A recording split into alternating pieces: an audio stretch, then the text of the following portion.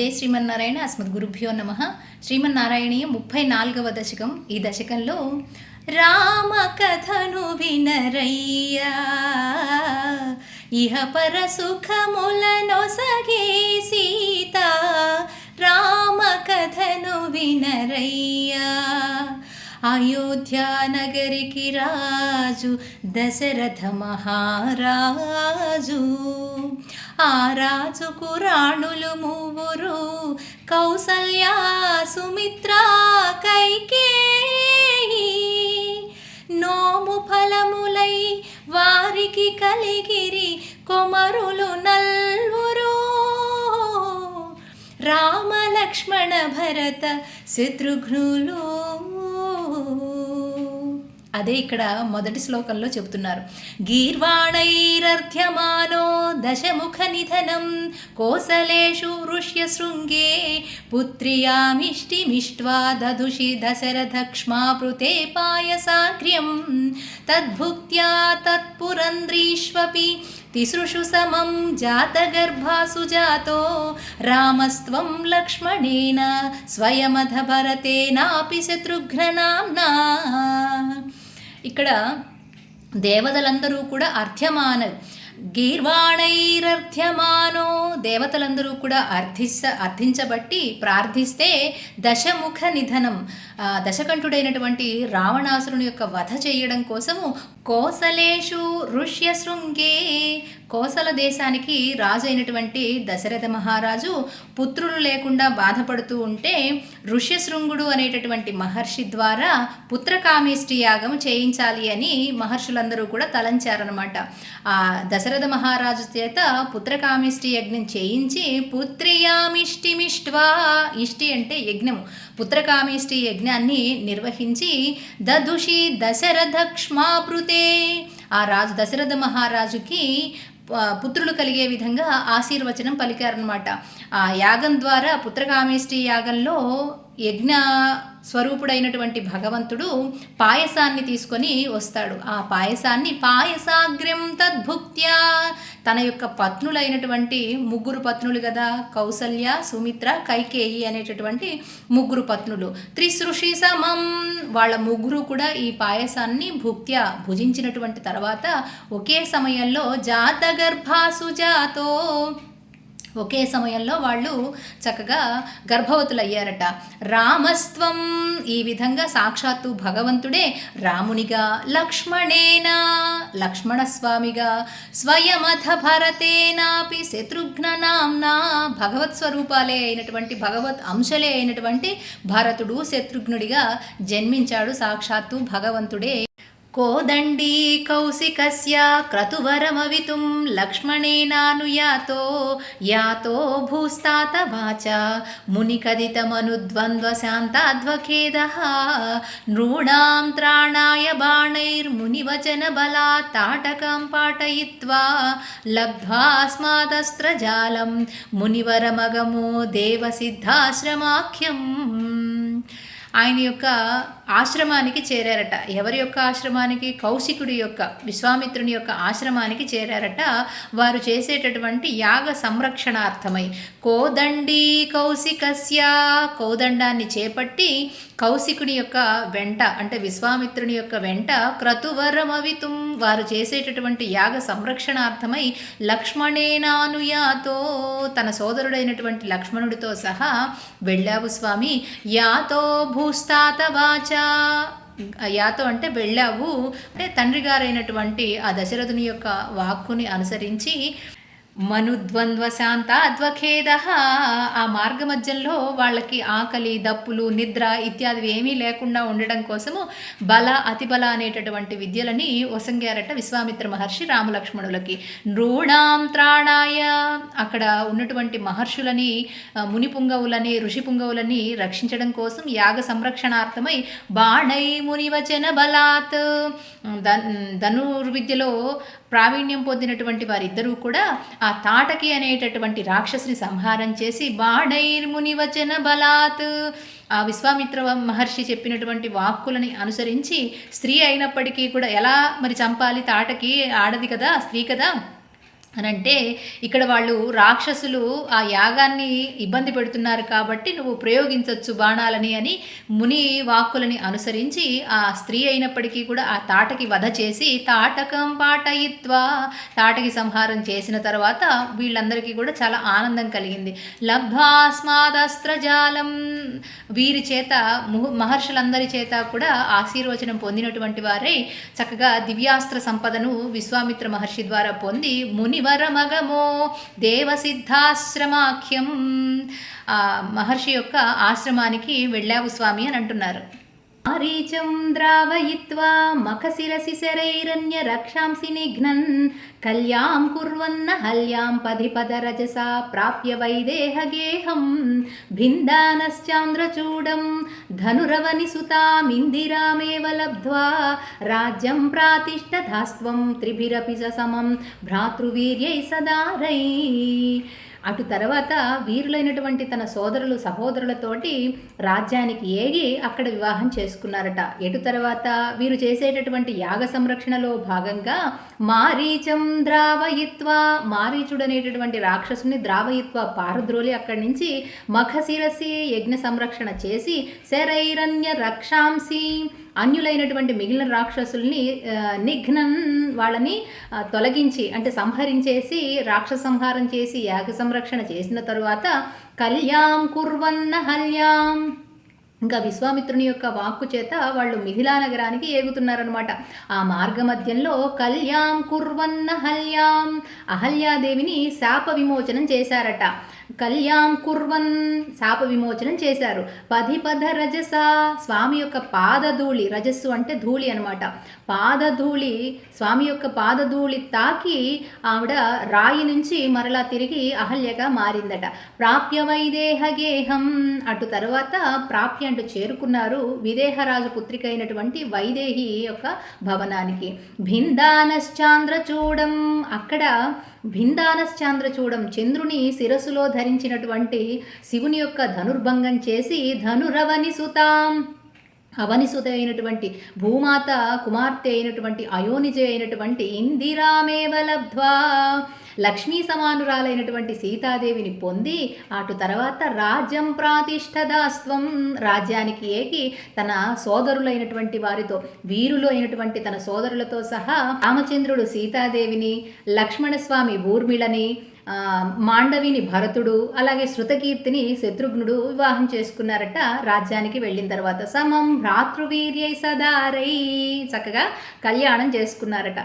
తాతోక్యాయాతు కామో వనమనుజవధూ సంయుతశ్చాపధారః పౌరానారుధ్య మార్గే గుహనిలయగతస్త్వం జటాచీరధారీ నావాసంతీర్య గంగాం అధిపద విపునస్తం భరద్వాజమారాత్ నత్వా తద్వాక్య హేతోరతి సుఖమవసచ్చిత్రకూటే గిరీంద్రే. ఎప్పుడైతే తండ్రి గారు ఈయనకి పట్టాభిషేకం చేయాలి అని అనుకున్నారో రామచంద్రుడికి, తల్లి అయినటువంటి అంటే పినతల్లి అయినటువంటి కైకాదేవి పన్నివ్వలేదు కదా. ఇంకా సరే ఆవిడ కోరుకున్నటువంటి వరాల ప్రకారము ఇంకా తండ్రి ఆజ్ఞని అనుసరించి యాతుకామో వనమనుజవధూ వనానికి తన అనుజుడైనటువంటి లక్ష్మణస్వామితో కూడి సీతాదేవితో భార్య అయినటువంటి సీతాదేవితో కూడి బయలుదేరాడట. అయితే ఈయనతో పాటు రామచంద్రుడితో పాటు ఆ అయోధ్యావాసులు కూడా పౌరానారుధ్య మార్గే వాళ్ళు కూడా సగం మార్గం వరకు వాళ్ళు కూడా వచ్చారట. వాళ్ళని నిరోధించి ఇంకా ఆయనే ముందుకి బయలుదేరారనమాట. గుహనిలయగతస్త్వం గుహుడి ఇంటికి వెళ్ళి ఆ గుహుడి ద్వారా యమునా నదిని దాటాడు. జటాచీరధారీ చక్కగా నారవస్త్రాల్ని ధరించి జటను వేసుకొని బయలుదేరాడు రామచంద్రుడు. నానా సంతీర్య గంగా మధిపదరజస్త్వం అట్లాగా ఆ గుహుడు నావ ద్వారా గంగానదిని దాటి ముందుకి వెళ్ళాడు. మార్గమధ్యంలో భరద్వాజ మారాత్ మహర్షి అయినటువంటి భరద్వాజ మహర్షి దగ్గరికి చేరుకొని ఆయన చెప్పినటువంటి తద్వాక్య హేతో భరద్వాజ మహర్షి చెప్పగా ఆయన సుఖ నిలయగతస్త్వం సచ్చిత్రకూటే గిరీంద్రే చిత్రకూట పర్వతానికి చేరుకొని అక్కడ చాలా సంతోషంగా భార్య అయినటువంటి సీతాదేవితో ఉన్నారట రామచంద్రుడు. శ్రుత్వా పుత్రార్తిఖిన్నం భరతముఖాత్ స్వర్గయాతం స్వతాతం శ్రుత్వా పుత్రార్తిఖిన్నం ఖలు భరతముఖాత్ స్వర్గయాతం స్వతాతం తప్తో దత్వాంబు తస్మై నిదధిత భరతే పాదుకాం మేదినీం చ అత్రిం నత్వాదగత్వా వనమతి విపులం దండకం చండకాయం హత్వా దైత్యం విరాదం సుగతిమకలయ చారుభో సారభంగీ. బాగా దట్టమైనటువంటి అరణ్యాలకి ఎగారట. ఎక్కడి నుంచి ఎప్పుడైతే అరణ్యవాసము రామచంద్రుడికి అని దశరథ మహారాజుకి తెలిసిందో, బాగా పుత్ర వియోగం చేత దుఃఖితుడైపోయినటువంటి ఆయన మనస్తాపంతో మనోవ్యధకి గురయ్యి గతించారు, స్వర్గాన్ని చేరుకున్నారు. శ్రుత్వా పుత్ర ఆర్తిఖిన్నం ఖలు, పుత్రుడు వియోగం చేత అతడు బాగా దుఃఖితుడైపోయినటువంటి మనోవ్యధకి గురయ్యి స్వర్గయాతం స్వతాతం, తన తండ్రి గారైనటువంటి దశరథ మహారాజు స్వర్గస్థులయ్యారు. అయితే ఈ విషయం భరతుడికి తెలిసింది. భరతముఖాత్ తప్తో దత్వాంబు తస్మై, బాగా ఈయన కూడా బాధపడినటువంటి వాడే, అయ్యో అన్నగారు ఇంత దుస్థితి పాలవ్వాల్సి వచ్చిందే అని భరతుడి కూడా దుఃఖం కలిగి అరణ్యాలకి అన్న ఉన్న చోటుకే వెళదామని చెప్పేసి వెళ్ళాడు. నిదధిత భరతే, భరతుడు కూడా అరణ్యాలకి వెళ్ళి అన్నగారిని మళ్ళీ ఆహ్వానిస్తే, లేదు తండ్రి ఆజ్ఞని పరిపాలించవలసిందే అని, అరణ్యవాసం పూర్తి చేయవలసిందే అని పట్టుబట్టాడు రామచంద్రుడు. దానితోటి మళ్ళా నీ పాదుకలు నాకు అనుగ్రహించు అని పాదుకరికి పట్టాభిషేకం చేసుకొని 14 సంవత్సరాలు దాటిన తర్వాత ఒక్క క్షణం కూడా, ఒక గడియ కూడా నేను ఉండలేను, నువ్వు ప్రాయోపవేశం చేస్తాను, నువ్వు వచ్చి రాజ్యపాలన చేయాల్సిందే అని మాట తీసుకొని పాదుకా పట్టాభిషేకం చేసుకొని భరతుడు వెళ్ళిపోతాడనమాట. అప్పుడు నంది గ్రామంలో ఉంటాడనమాట. అక్కడ నుంచే రాజ్య పరిపాలన చేస్తూ ఉంటాడు. అయితే ఆ తర్వాత అత్రిం నత్వాధ అధ, ఆ తర్వాత అత్రి మహర్షి యొక్క ఆశ్రమానికి చేరుకొని గత్వా వనమతి విపులం, బాగా దట్టమైనటువంటి అరణ్యాలకి వెళ్ళారట రామచంద్రుడు సీతా సమేతంగా, లక్ష్మణ సమేతంగా.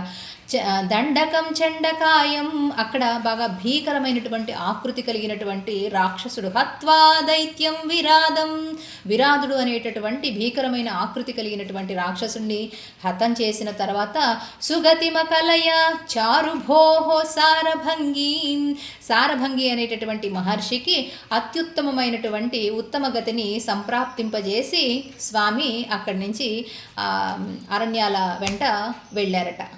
నత్వాగత్వం సమస్తా శరనికరస పత్రాకృతిం తాపసేభ్యః ప్రత్యస్రౌషీః ప్రియైషీః తదను చ మునినా వైష్ణవే దివ్యచాపే బ్రహ్మాస్త్రే చాపి దత్తే పది పితృసుహృదం వీక్షభూయో జటాయుం మోదాద్గోదా తటాంతే పరిరమసి పుర పంచవట్యాం వదూట్యాం.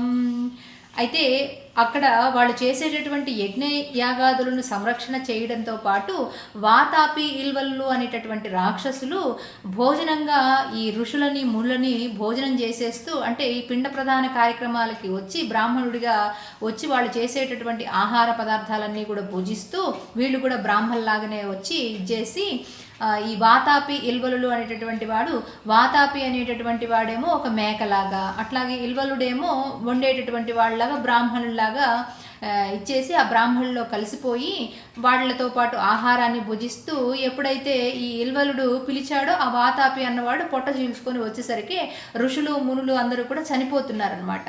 అప్పుడు అగస్త్య మహర్షిని అందరూ కూడా వేడుకుంటే, అగస్త్య మహర్షి వాళ్ళని ఏ విధంగా సంహరించాడు అనేటటువంటిది, దానికి పరమాత్మ అయినటువంటి రామచంద్రుడు ఏ విధంగా వాళ్ళని చంపాడు అనేటటువంటిది ఇక్కడ ఈ శ్లోకంలో చెప్తున్నారు. నత్వాగస్త్వం, అలా రాక్షసుల్ని సంహరించినటువంటి తర్వాత అగస్త్య మహర్షికి నమస్కరించి సమస్త శరనిఖర ప్రతిజ్ఞ చేశాడట భగవంతుడు. అయ్యో ఇట్లా జరుగుతోందా, ఋషులని మునులని అందరినీ కూడా రాక్షసులు సంహరిస్తున్నారా, చంపేస్తున్నారా అని చెప్పి, రాక్షసులు అన్నటువంటి వాడిని ప్రతి ఒక్కరిని కూడా నేను చంపేస్తాను అని సమస్త శర నిఖర సపత్రాకృతిం తాపసేభ్యః, ఆ మునులు ఋషులు అందరికీ కూడా శపథం చేశారట. ప్రత్యస్రౌషీః ప్రతిజ్ఞ చేశారట రామచంద్రుడు. ప్రియైషీహి తదనుచ, వాళ్ళకి ప్రియాన్ని కలిగించడం కోసం రామచంద్రుడు శత్రువులందరినీ కూడా అంటే రాక్షసులు సంహరిస్తాను అని ప్రతిజ్ఞ చేసిన తర్వాత చ మునినా వైష్ణవే దివ్యచాపే, దివ్యచాపమైనటువంటి అంటే విష్ణు ధనస్సుని దివ్యచాపే దివ్య అస్త్రాలని కూడా పొందిన తరువాత బ్రహ్మాస్త్రే చాపి దత్తే, విష్ణు ధనస్సుని అలాగే బ్రహ్మాస్త్రాన్ని కూడా పొందిన తర్వాత పది పితృసుహృదం, మార్గమధ్యంలో తన తండ్రికి పూర్వ స్నేహితుడైనటువంటి జటాయువుని కలుసుకొని ఆనందపడి మోదాద్గోదా తటాంతే, గోదా పరివాహక ప్రాంతాల్లో పరిరమసిపురా, చాలా ఆనందంగా పూర్వం ఒకనాడు తన భార్యతోటి పురా పంచవట్యాం వధూట్యాం, పంచవటిలో చాలా ఆనందంగా ఉన్నావు స్వామి అంటున్నారు. ప్రాప్తాయా శూర్పణఖ్యా మదనచలద్రుతేరర్ధనైః నిస్సహాత్మా తాం సౌమిత్రౌ విసృజ్య ప్రబలతమరుషా తేన నిర్లూననాసాం దృష్ట్వైనాం హృష్టచిత్తం కరమభిపతితం దూషణం చ త్రిమూర్ధం వ్యాహింసీరా శరాన్నప్యయుత సమధికాం తక్షణాదక్షతోష్మాం. అయితే ఆ అరణ్యాలలోకి రావణాసురుని యొక్క చెల్లెలైనటువంటి శూర్పణఖ వచ్చిందట. వీళ్ళుంటున్నటువంటి పంచవటిలోకి వచ్చి అబ్బో ఎంత సౌందర్యవంతులో వీళ్ళలో రామచంద్రుడిని దగ్గరికి వచ్చి రామచంద్రుడి మీద ఉన్నటువంటి ప్రేమ చేత వివాహం చేసుకోవాలి అని జట్టు కడదామని చెప్పేసి వచ్చి అడుగుతుందనమాట. మదన చలద్రుతే, కామంతో మితిమీరినటువంటిదై రాముడికి మీదకి వస్తుందన్నమాట. ప్రాప్తాయా శూర్పణఖ్య, శూర్పణఖ రామచంద్రుడి దగ్గరికి వచ్చేసరికి మదన చలద్రుతేరర్ధనై నిస్సహాత్మా, ఆవిడ కామంతో కామించి మీదకి వచ్చేసరికి నిస్సహాయుడైనటువంటి అంటే ఆ సీతాదేవిని పక్కన పెట్టుకొని ఈ శూర్పణఖని స్త్రీ కదా మరి ఏమి చేయలేనటువంటి పరిస్థితుల్లో తాం సౌమిత్రో, రామచంద్రుడు నేను వివాహితుడిని, నాకంటే అందగాడు అది అక్కడున్నాడు అని సుమిత్రానందనుడైనటువంటి సౌమిత్రిని లక్ష్మణుణ్ణి చూపిస్తుంది. అయితే ఈ శూర్పణఖ లక్ష్మణుడి దగ్గరికి వెళ్తుంది. అటు రాముడు అంటే లక్ష్మణుడి దగ్గరికి, లక్ష్మణుడు అంటే రాముడి దగ్గరికి ఇట్లా పంపిస్తూ ఉంటారు. దానితోటి బాగా కోపించినటువంటిది ఆ శూర్పణఖ వచ్చి అసలు దీని అంతటికీ కారణం సీతాదేవి అని సీతాదేవిని మింగబోతుంది. దాంతో లక్ష్మణుడు ఏం చేస్తాడంటే విసృజ్య ప్రబల తమరుషా, బాగా కోపంతో తేన నిర్లూననాస, ముక్కు చెవులు కోసి పంపిస్తాడు. సోదర్యా ప్రోక్త వార్త వివశదశ ముఖాదిష్ట మారీచ మాయా సారంగం సారసాక్షా స్పృహితమనుగతః ప్రావధీర్బాణఘాతం తన్మాయా క్రంద నిర్యాపిత భవదనుజాం రావణస్తామహర్షీత్ తేనాత్తోపి త్వమంతతః కిమపి ముదమధా స్వద్భదోపాయ లాభాత్. ఎప్పుడైతే ఈ శూర్పణఖ చెప్పిందో ఈ విషయాన్ని తన అన్నయ్య అయినటువంటి రావణాసురుడికి ఇంకా కోపం పట్టలేకపోయాడు. అయితే బాగా ఎక్కించి చెప్పింది అనమాట. అక్కడ జరిగింది ఒకటైతే ఒక విధంగా చెప్పింది. అబ్బో ఎంత అందగాళ్ళో అన్నయ్య, ఈ అరణ్యాలలో జటను ధరించి నారవస్త్రాల్ని ధరించి వచ్చారు రామలక్ష్మణులట, వారి దగ్గర సీతాదేవి అని అతిలోక సౌందర్యవతి ఉంది అని చెప్పి అసలే ఇతనికి రావణాసురుడికి స్త్రీలంటే పిచ్చి అనమాట. దాంతో ఈ సీతాదేవిని వర్ణన చేసేసరికి ఇంకా వీడు ఆగలేకపోయాడనమాట. దాంతో ఆ సీతాదేవిని అపహరించాలి అనేటటువంటి పన్నాగంతో ఈ మారీచుడిని ఆశ్రయిస్తాడు. మారీచుడికి చెప్పి మాయాసారంగంలాగా మాయా లేడిలాగా వెళ్ళమని చెబితే వద్దంటాడు. ముందు రామలక్ష్మణులతో పెట్టుకుంటున్నావు నువ్వు, వద్దు అని నిరోధిస్తాడు. అయినా సరే నువ్వు వెళతావా లేదా చస్తావా అని అంటాడు. ఆ సచ్చేదేదో రామచంద్రుడి చేతిలో చస్తే బాగుంటుందని చెప్పేసి వెళతాడు మారీచుడు. అదే ఇక్కడ చెప్తున్నారు. సోదర్యా ప్రోక్త వార్త, శూర్పణఖ చెప్పినటువంటి సోదరి అయినటువంటి శూర్పణఖ చెప్పిన మాటలతోటి అవి విని వివశుడైపోయి అయ్యో ఇట్లా జరిగిందా అని దశముఖాదిష్ట మారీచ మాయా, మారీచుడిని అడుగుతాడనమాట. నువ్వు మాయాసారంగంలాగా వెళ్ళమని. మాయాసారంగం సారసాక్షాత్, మాయాలేడిలాగా వెళతాడు, బంగారు లేడిలాగా. స్పృహితమనుగతః ప్రావధీర్బాణఘాతం. అయితే ఆ బంగారు లేడిని చూసి సీతాదేవి అడుగుతుంది. దానితోటి వెంబడిస్తూ వెళ్ళినటువంటి శ్రీరామచంద్రుడు తన యొక్క శరఘాతంతో బాణాలతోటి సంహరిస్తాడు. ఆ చనిపోయేటప్పుడు తన్మాయా క్రంద నిర్యాపిత, మాయాక్రందనలు చేస్తాడు. హా సీత, హా లక్ష్మణ అంటూ చనిపోతాడనమాట ఆ మారీచుడు.